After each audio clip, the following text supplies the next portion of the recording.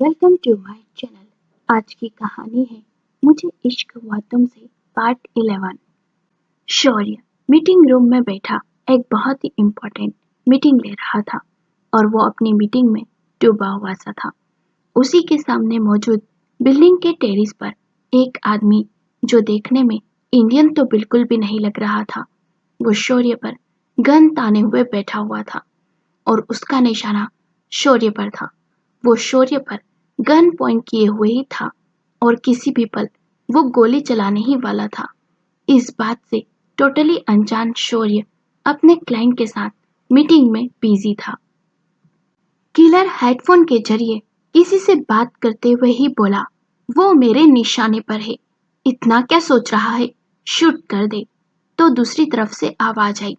दूसरी तरफ की आवाज सुनते ही वह किलर गोली चला देता है, जो शौर्य के सर पर पॉइंट होकर चलाई गई थी। जैसे ही गोली चली, वह हवा की तेजी से सामने की बिल्डिंग से होते हुए शौर्य की तरफ बढ़ रही थी और जैसे ही वह गोली खिड़की के पास आती है, ठीक वैसे ही शौर्य के हाथ में पकड़ा हुआ पेन छूटकर जमीन पर गिर जाता है, जिसे उठाने के लिए जैसे ही शौर्य नीचे झुकता है, ठीक वैसे ही वह गोली तेजी से आकर पीछे की दीवार पर लग जाती है। जैसे ही वह गोली दीवार पर लगती है, ठीक वैसे ही अंदर मौजूद सारे ही लोग एकदम से हैरान हो जाते हैं और सभी एक दूसरे को देखने लगते हैं। तो शौर्य भी हैरान सा अपने पीछे देखता है, जहां पर गोली अंदर तक धंस चुकी है। उस नजारे को देखकर शौर्य का दिल एक पल के लिए डर से कांप जाता है और उसे ये सोचकर ही डर लगने लगा था कि अगर वो गोली उसके सिर पर लगती या शरीर को भेद कर निकलती, तो वो तुरंत ही दुनिया से ऊपर चला जाता और अगर उसे कुछ हो जाता तो उसकी बीबी का और होने वाले बच्चे का क्या होता। ये सोचकर ही शौर्य डर गया था, मगर उस गोली के लगते ही शौर्य के सारे ही गार्ड तुरंत ही हरकत में आ जाते हैं और सामने की बिल्डिंग की तरफ भाग जाते हैं किलर को पकड़ने के लिए। ओह शिट, निशाना चूक गया और वो बच गया, किलर खुद से ही बोला। जल्दी से वहां से भागने के लिए हुआ, मगर वो भाग पाता उससे पहले ही शौर्य के वेल ट्रेन गार्ड उस किलर को घेर लेते हैं, जिसके बाद उस किलर और गार्ड में फाइट होती है। मगर कुछ देर की फाइट के बाद ही वह किलर घुटने टेक देता है और फिर सारे गार्ड उसे अपने साथ ले जाते हैं। जानवी और रिया दोनों ही हॉस्पिटल आई हुई थी, जहां पर जानवी के कुछ टेस्ट होते हैं और रिपोर्ट आने तक दोनों वहीं हॉस्पिटल में ही रहती है। जब आधे घंटे में ही रिपोर्ट आ जाती है, तो वो दोनों ही वहां से एक रेस्टोरेंट के लिए निकल जाती है। तुझे पता है जानवी, मुझे ना यहाँ का खाना काफी ज्यादा पसंद है। जब हम कॉलेज में थे, तब शौर्य, रिहान और मैं, हम तीनों ही यहाँ पर आया करते थे और यहीं नाश्ता और लंच किया करते थे। रिया काफी खुश होते हुए बोली। तो ऐसी बात है, इसलिए तुम हमें यहाँ पर लाई हो? जानवी मुस्कुराते हुए बोली। नहीं तो क्या, ये मेरी फेवरेट जगह में से एक है, रिया मुस्कुराते हुए बोली। फिर वो जानवी और अपने लिए ढेर सारा खाना ऑर्डर करती है। दोनों खाना फिनिश कर घर के लिए निकल जाती हैं। सारे रास्ते रिया जानवी को कॉलेज और स्कूल में हुए सारे किस्से सुनाती रहती है और जानवी भी खामोशी के साथ ही सारे किस्सों को सुनते हुए घर पहुंच जाती है। ऑफिस का माहौल काफी ज्यादा गर्मा गर्म होता है। शौर्य वो तो कुछ ज्यादा ही गुस्से में होता है। उसके सामने वही किलर था जिसने उस पर गोली चलाकर मारने की कोशिश की थी। उसने उस इंसान का नाम ले लिया था जिसने उसे ऑर्डर दिया था शौर्य को खत्म करने का। वैसे तो ये जो किलर लोग होते हैं, वो कभी भी नाम नहीं लेते किसने उन्हें मारने का कॉन्ट्रैक्ट दिया है, मगर ये किलर शौर्य के टॉर्चर के आगे ज्यादा नहीं टिक पाया और उसने उस इंसान का नाम बोल ही दिया जिसने कॉन्ट्रैक्ट दिया था शौर्य को मारने के लिए। इस आदमी को और किसी ने नहीं, बल्कि मंत्री ने भेजा था। तू नहीं जानता मंत्री, तूने किससे उलझकर अपनी मौत को दावत दी है। तूने मुझे नहीं, खुद अपनी मौत को बुलाया है। अब ये शौर्य तुझसे तेरी जान छीन लेगा और तेरे बेटे से और तुझसे मुझे हिसाब भी तो बराबर करना है। जो कुछ भी तुम दोनों बाप बेटे ने मिलकर मेरी जान के साथ किया है, जितना तुम दोनों ने मेरी जान को सताया है, ठीक वैसे ही अब तुम दोनों को सजा देने का समय आ गया है।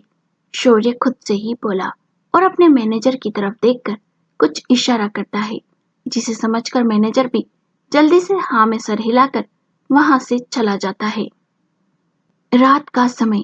मंत्री अपने घर पर अकेला मौजूद था। वो घर में ही बने एक बार काउंटर पर बैठा शराब पिए जा रहा था। साथ ही उसे ये भी मालूम हो चुका था कि शौर्य इस हमले से भी बच गया है, जिस वजह से मंत्री बहुत ही गुस्से में था। वो बोतल से ही पीते हुए खुद से बोला, आखिर है तू कौन और तेरी औकात ही क्या है जो तू मुझसे शिक्षा मंत्री से टकराए और मुझे मात देने की कोशिश करे? कब तक बचेगा? कभी ना कभी तो मारा ही जाएगा। इतना ही बोलकर वो खुश हो रहा था। अभी वो खुश हो ही रहा था, उतने में ही घर का डोर खुलता है और बाहर से काफी सारे गार्ड घर के अंदर मंत्री को कैद कर लेते हैं। एक बड़े से बंद अंधेरे कमरे में एक कुर्सी पर आदमी बंधा हुआ था। उसके हाथ पैर बंधे हुए थे। साथ ही उस आदमी की हालत काफी ज्यादा खराब नजर आ रही थी। उसे काफी मारा पीटा गया हो, उसे देखकर ही उसकी हालत का अंदाजा साफ लगाया जा सकता। वहां पर काफी सारे गार्ड भी खड़े थे। कुर्सी पर बंधा वो आदमी दर्द से कराहते हुए बोला, मुझे छोड़ दो, जाने दो। मुझे यहाँ से तुम लोग ये ठीक नहीं कर रहे हो। तुम सब जानते नहीं कौन हूं मैं और क्या कर सकता हूँ। अगर तुम लोगों ने मुझे जाना होता तो इस तरह से मुझे किडनैप करने का बिल्कुल भी नहीं सोचा होता। ये आदमी और कोई नहीं बल्कि मंत्री ही होता है, जो जोरों से चिल्ला रहा था। मंत्री अभी जोरों से चिल्ला ही रहा था और खुद को छोड़ देने के लिए ऑर्डर दे ही रहा था, तभी उसके कानों में लेदर शूज की आवाज पड़ती है, जो धीरे धीरे तेज हो रही थी। उस तेज आवाज को सुनकर मंत्री डर जाता है। डरते हुए ही सामने की तरफ देखता है, जहां उसके सामने एक बड़े से सोफे पर एक लड़का किसी राजा की तरह आकर बैठा था। यह लड़का और कोई नहीं बल्कि शौर्य ही होता है, जो बेहद ही गुस्से में ही मंत्री को घूर रहा था। तो ये तेरा काम है, मुझे तो पहले ही समझ जाना चाहिए था ये तेरा काम हो सकता है। मंत्री शौर्य को देखकर गुस्से से चिल्लाया, लगता है मेरे गार्ड ने तुम्हारा ठीक से स्वागत नहीं किया, तभी तो तुम्हारे अंदर इतना सारा घमंड अभी भी भरा पड़ा है। कुर्सी चली गई पर अकड़ अभी भी बाकी है। पर कोई बात नहीं, मैं तुम्हारी अकड़ भी बाहर निकाल दूंगा और तुम्हारे शरीर से तुम्हारी जान भी। शौर्य डेविल मुस्कान के साथ बोला। शौर्य की बात सुनकर मंत्री डर जाता है, पर वो अपने अंदर के डर को ना दिखाते हुए ही बोला, तुम कुछ नहीं कर सकते मेरा। सुना, तू मुझे मार नहीं सकता है, क्योंकि तूने मुझे मारा तो तुझे भी जेल जाना होगा, इसलिए तू मुझे नहीं मार सकता है। मंत्री हंसते हुए बोला, तूने न जाने कितनी जानों को लिया है, तेरे बेटे ने कितनी ही लड़कियों की जिंदगी खराब की और तूने बेटे के गलत काम में उसका साथ देकर सबसे बड़ी गलती की है। और तू तो सच में भ्रष्ट नेता था, जिसने स्टूडेंट की जिंदगी और बच्चों के भविष्य के साथ खिलवाड़ किया है। और तेरे जैसे इंसान के जीने या मरने से किसी को भी कोई फर्क नहीं पड़ेगा, इसलिए तेरा मरना ही बेहतर होगा।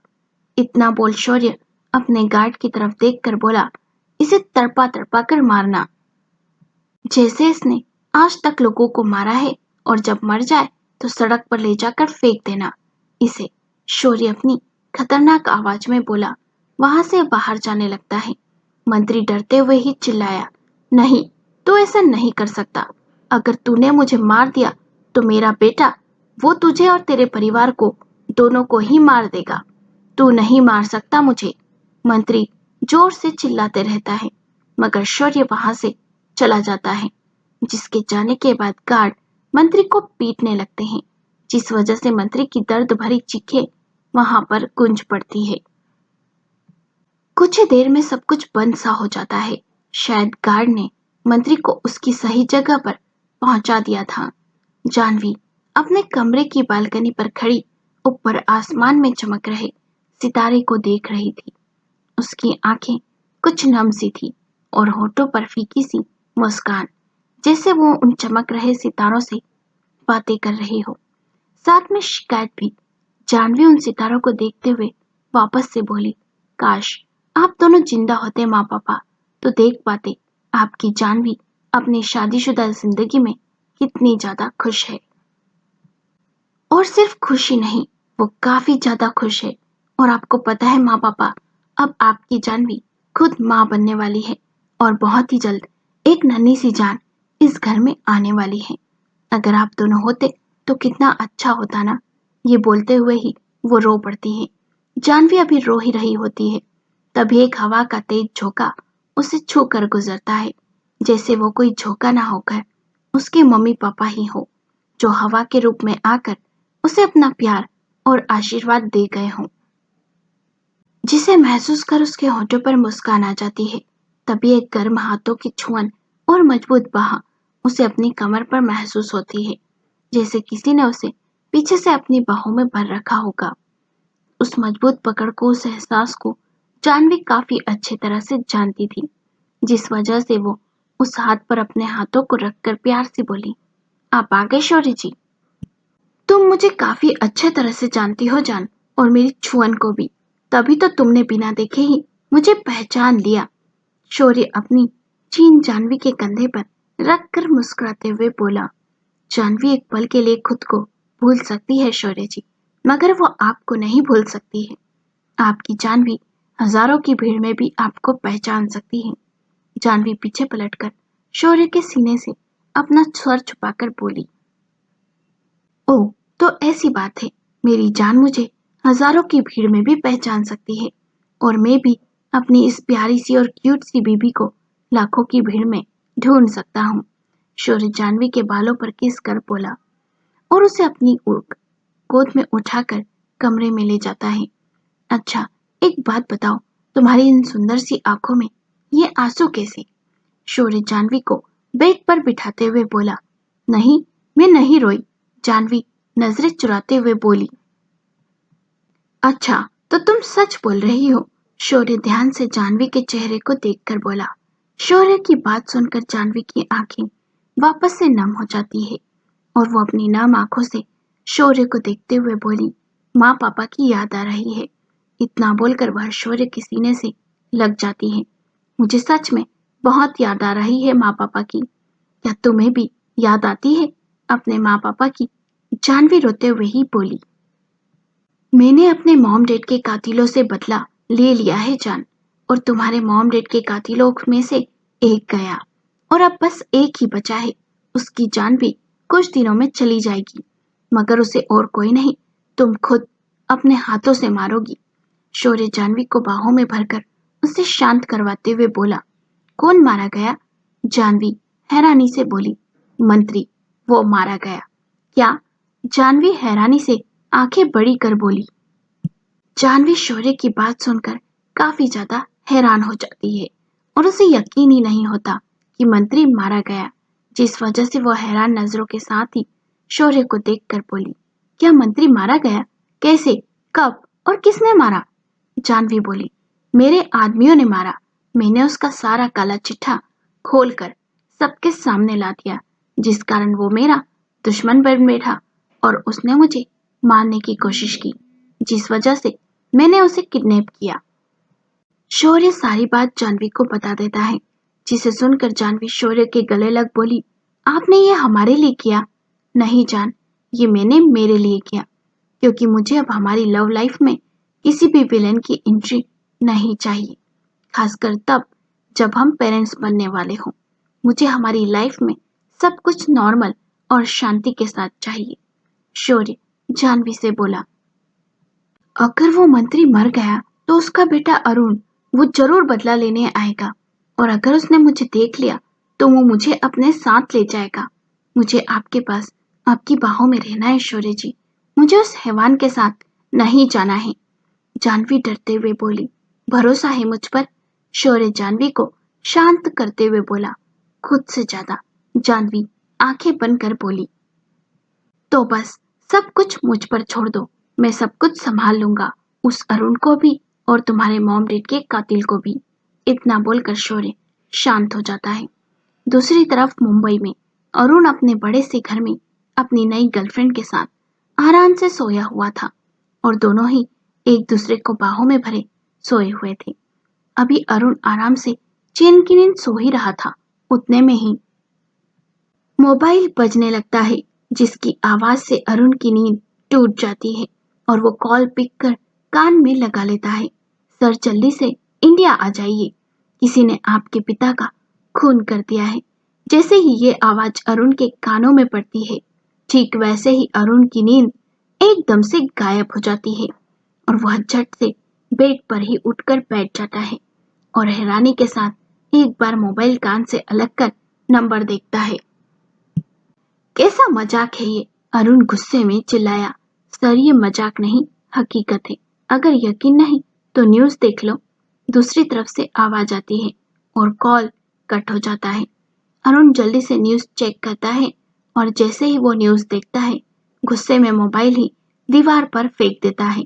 उसकी इस हरकत से बगल में सो रही लड़की जाग जाती है और डरते हुए ही अरुण को देखने लगती है, जो किसी पागल की तरह जोर से चिल्ला रहा था। अरुण को इस तरह से इतने गुस्से में देखकर और ऐसे चिल्लाते हुए देखकर वो लड़की बुरी तरह से डर जाती है और उसकी हिम्मत नहीं होती वो अरुण से कुछ भी बोल सके। किसकी इतनी हिम्मत हुई जो मेरे डेट की जान ले ली? उसे छोड़ूंगा नहीं मैं, उसे तड़पा तड़पा कर मारूंगा उसे। वो नहीं जानता उसने किसके डेट को मारा है। उसने मेरे डेट को मारकर अपनी मौत को बुलावा दिया है। छोड़ूंगा नहीं मैं उसे, इतना बोल वह बेड से नीचे उतरकर बाथरूम में चला जाता है, जिसके बाथरूम में जाते ही वह लड़की भी जल्दी से उठकर वहां से बाहर निकल जाती है। इंडिया, कुछ दिनों बाद। जानवी, डॉक्टर ने तुझे सोनोग्राफी के लिए हॉस्पिटल बुलाया है ना? कितनी बजे जाना है? रिया जानवी को देखकर बोली। 11 बजे की अपॉइंटमेंट है, जानवी मुस्कुराते हुए बोली। शौर्य, क्या तेरी जरूरी मीटिंग है ऑफिस में? अगर हाँ तो मैं चली जाती जानवी के साथ। वैसे भी मुझे ना बेबी की हार्ट बीट सुननी है, तो मैं बोल ही रही हूँ कि मैं चली जाती हूँ हॉस्पिटल। रिया किसी बच्चे की तरह बोली। नहीं, मेरी कोई मीटिंग नहीं है, ना ही मुझे कहीं जाना है। आज मैंने छुट्टी ली है। आज सारा दिन मैं अपनी जान के साथ बिताने वाला हूँ। शौर्य रिया को देख बोला। ओ अच्छा, तो क्या मैं भी साथ चलूं? रिया मासूम सा फेस बनाकर बोली। नहीं, तुम कबाब में हड्डी बनकर क्या करोगी? शौर्य जानबूझकर कबाब में हड्डी शब्द को लंबा खींचते हुए बोला। जा, नहीं करनी मुझे तुझसे कोई भी बात। रिया मुंह बनाकर बोली। ठीक है, मत कर, मुझे कोई प्रॉब्लम नहीं। शौर्य अपने दोनों कंधों को हल्का सा ऊपर की तरफ उठाकर बोला। तू कितना बड़ा दुष्ट है ना शौर्य। मैं चली अब यहाँ से, मुझे नहीं रहना तेरे घर में। तू रह अपनी बीबी के साथ अकेला, मैं जा रही अपने घर। रिया रोनू सा चेहरा बनाकर बोली।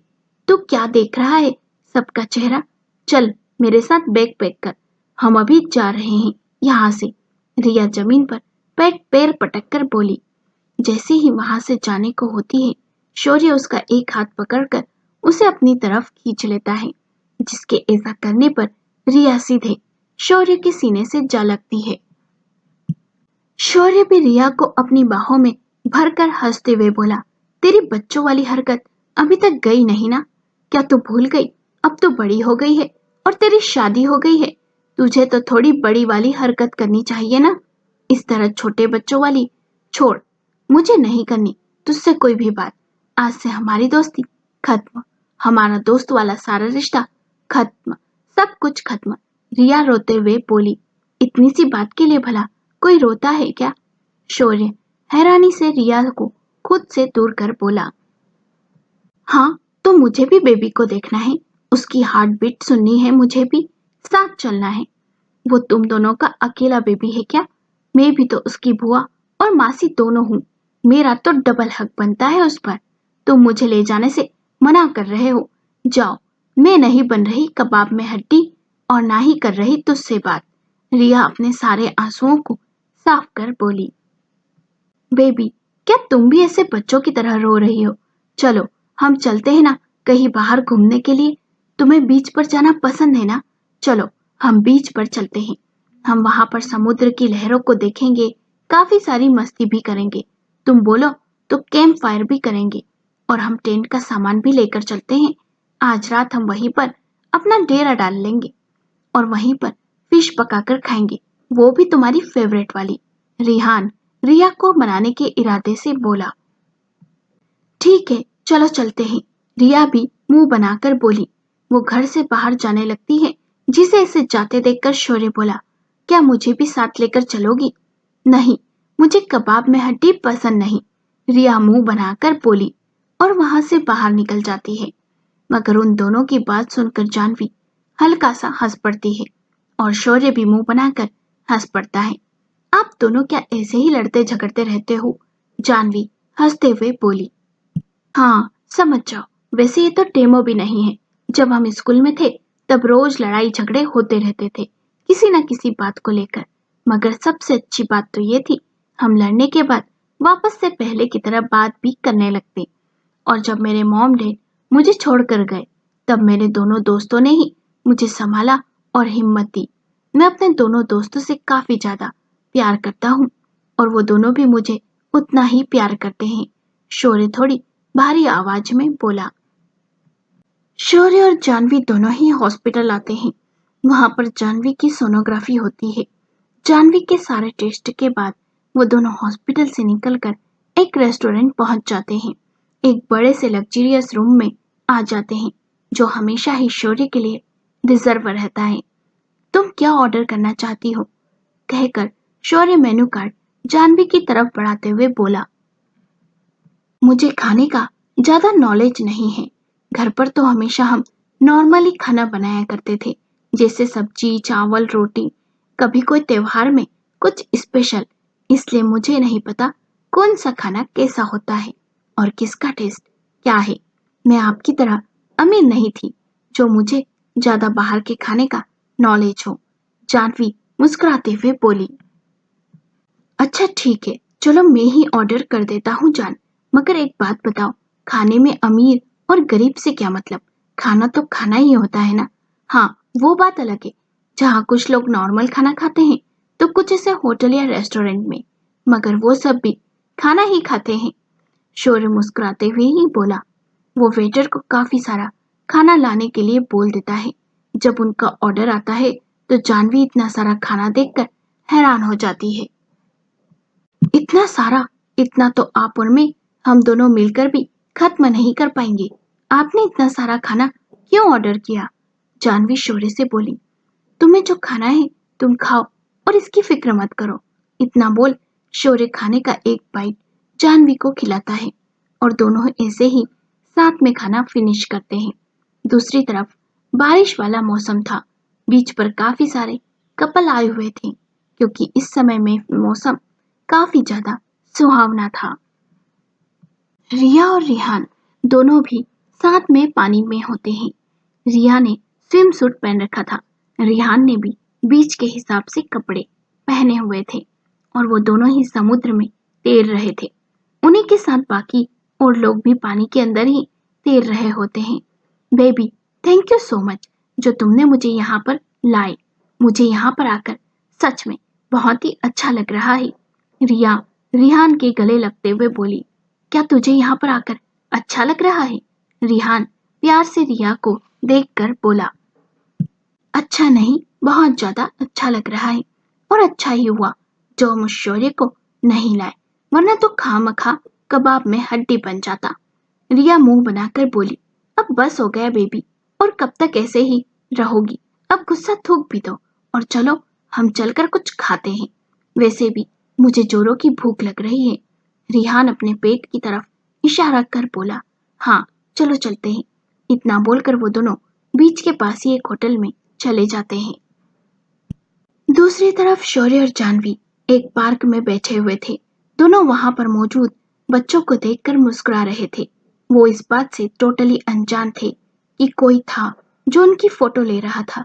एक लड़का अपने हाथ में कैमरा लिए शौर्य और जानवी दोनों की ही काफी सारी फोटो ले रहा होता है और काफी सारी फोटो लेने के बाद वो वहां से चला जाता है। ऐसे ही सारा दिन निकल जाता है और रात हो जाती है। रात का डिनर भी जानवी और शौर्य साथ में करते हैं और घर के लिए निकल जाते हैं। जानवी तो इतना ज्यादा थक गई थी कि वो कार में ही सो जाती है, जिसे नींद में देखकर शौर्य भी उसे जगाना ठीक नहीं समझता है और उसे गोद में उठाकर घर के अंदर ले जाता है। कमरे में आने पर शौर्य सबसे पहले जानवी को आराम से बेड पर लेटा देता है। दूसरी तरफ अरुण अपने हाथ में काफी सारी फोटो को देख उन्हें अपनी चमकती हुई आंखों को देख रहा था। इस समय अरुण की आंखों में जंग जीतने वाली चमक थी, जैसे उसने कोई बहुत बड़ी जंग जीत ली हो। मैंने तुम्हें कहाँ कहाँ नहीं ढूंढा जान, और तुम मुझे मिली भी तो कहाँ, उस इंसान के पास जिसने मेरी डेट की जान ले ली। तुम मेरे दुश्मन के पास क्या कर रही हो? तुम्हें तो मेरे पास मेरे बिस्तर पर होना चाहिए और मुझे तुम्हारे ऊपर होना चाहिए। दिस इज नॉट फेयर जान, तुमने ये सही नहीं किया। तुम मेरे दुश्मन के पास उसके साथ कैसे हो सकती हो? नहीं, बिल्कुल भी नहीं। तुम्हारे चेहरे पर ये मुस्कान बिल्कुल भी अच्छी नहीं लग रही। तुम्हारे होठों पर और आंखों में मुझे डर अच्छा लगता है, ये मुस्कान नहीं। तुमने मेरे अलावा किसी और को खुद पर हक दिया, किसी और को खुद को छूने दिया। गलती कर दी तुमने, बड़ी बहुत बड़ी गलती। अब तुम्हें उसकी सजा जरूर मिलेगी। तुम्हें अब ना ही मेरे पास आना होगा, बल्कि अब तो तुम्हें सजा भी भुगतनी होगी। सजा मुझे छोड़कर जाने की, सजा मुझे धोखा देने की, सजा किसी और से शादी करने की, सजा किसी और मर्द की होने की। तुम्हें हर चीज की सजा मिलेगी और उस सजा में तुम्हें अपने पति की लाश और खुद की कैद दोनों गिफ्ट में दिया जाएगा। अरुण अपनी आंखों में चमक लिए हुए ही बोला। साथ ही वह किसी सनकी पागल की तरह उस फोटो को देख रहा था। इस समय अरुण की आंखों में एक जुनून सवार था। वो जुनून और कुछ नहीं, बल्कि जानवी को अपने पास लाना और शौर्य की जान लेना। यही जुनून था अरुण के सर पर। कुछ दिनों बाद शौर्य अपने केबिन में बैठा काम कर रहा था। तभी एक पियून वहां पर आता है और शौर्य के आगे एक लिफाफा टेबल पर रखते हुए बोला, सर, ये आपके लिए आया है। किसने भेजा? शौर्य बिना देखे बोला, पता नहीं सर, एक लड़का आया, उसने मुझे ये दिया और चला गया। मैंने पूछा भी, मगर उसने कुछ नहीं कहा और ना ही बताया। बिना कुछ बोले ही वो यहाँ से चला गया।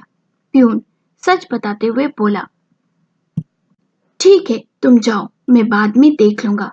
इतना बोल शौर्य उसे बाहर जाने का इशारा करता है तो प्यून भी चला जाता है। शौर्य भी अपने काम में लगा होता है और वो आज इतना ज्यादा काम में डूब जाता है कि उसे ये ध्यान ही नहीं होता कि लंच का समय हो गया। सर, लंच का समय हो गया और आपकी एक मीटिंग भी है लंच के बाद, रोहन केबिन में आते हुए बोला। ठीक है, इतना बोल शौर्य लैपटॉप बंद करता है क्योंकि उसका काम भी हो गया था। शौर्य जैसे ही लैपटॉप बंद करता है, उसकी नजर टेबल पर रखे लिफाफे पर पड़ती है, जिसे देख वो सोचने लगता है ये किसने भेजा होगा, क्योंकि उस लिफाफे पर किसी का नाम पता कुछ भी नहीं लिखा था, जिस वजह से वो उस लिफाफे को उठाकर देखता है और कुछ देर सोचने के बाद उसे खोल लेता है। जैसे ही शौर्य उस लिफाफे को खोलकर देखता है उसके अंदर रखी फोटो, ठीक वैसे ही उसकी आंखें हैरानी से फैल जाती हैं और उसके चेहरे पर बेहिसाब सा गुस्सा आ जाता है। जानवी और रिया दोनों ही हॉल में बैठी चिप्स खाते हुए टीवी में कार्टून देख रही थी और दोनों ही जोरों से हंस भी रही थी।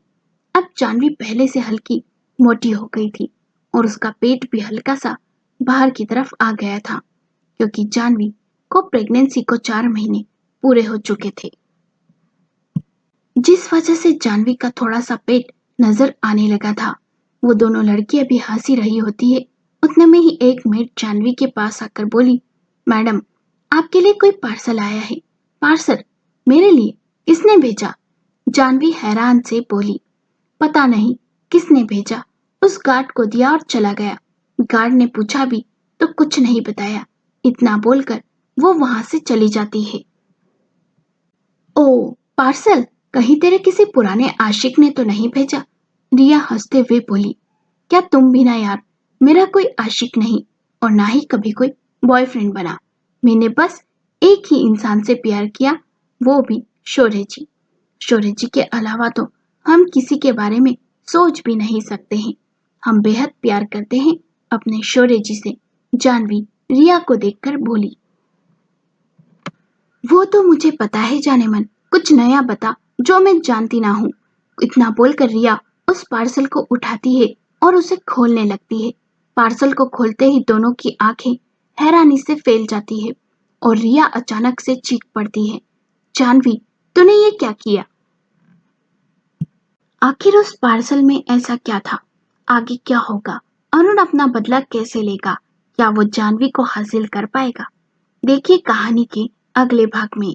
यदि कहानी पसंद आई हो तो हमें अपने विचार कमेंट करके बताएं।